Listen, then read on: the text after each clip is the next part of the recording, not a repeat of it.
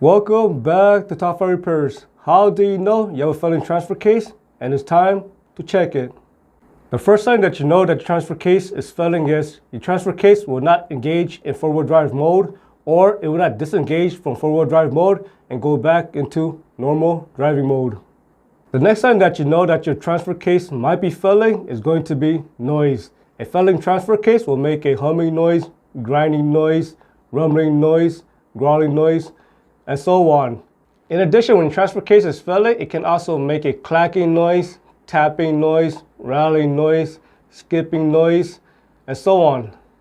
Usually the noise is caused by a failing chain in the transfer case. It's also caused by bad bearings in the transfer case, and also caused by bad or worn gears. The next sign that you know that transfer case is failing or going to fail is going to be leaks. If you see a puddle of fluid on the bottom of the transfer case, then that's how you know your transfer case is leaking. The fluid leak usually occurs right at the input shaft seal, output shaft seal, right at the housing gasket, right at the drain plug, and so on.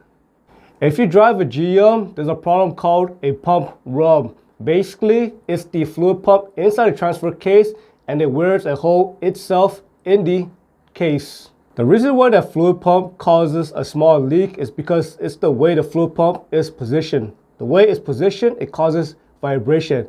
And over time, that vibration can cause the case to wear out. It causes a small leak.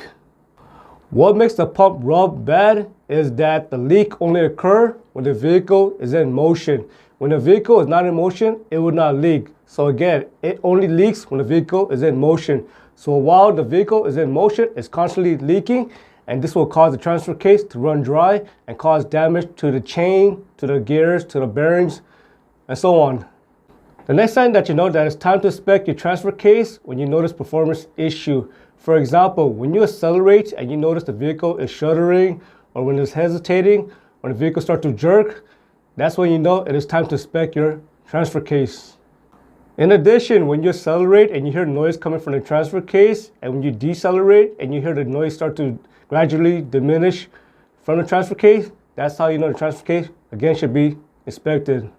The next sign that you know that transfer case might be failing is when the four-wheel drive or all-wheel drive, when the light turns on, and your transfer case keeps slipping out of four-wheel drive, and it also has trouble shifting. Before rebuilding or replacing your transfer case, make sure to check fluid level. Also, make sure there are no leaks. In addition, check all electrical connection. Make sure there are no loose linkage. Make sure the oil pump screen is not clogged. In addition, if the fluid or oil level is dirty, make sure to change it. And if you see metal shavings or metal chunks inside the fluid or oil, your transfer case should be inspected by a professional.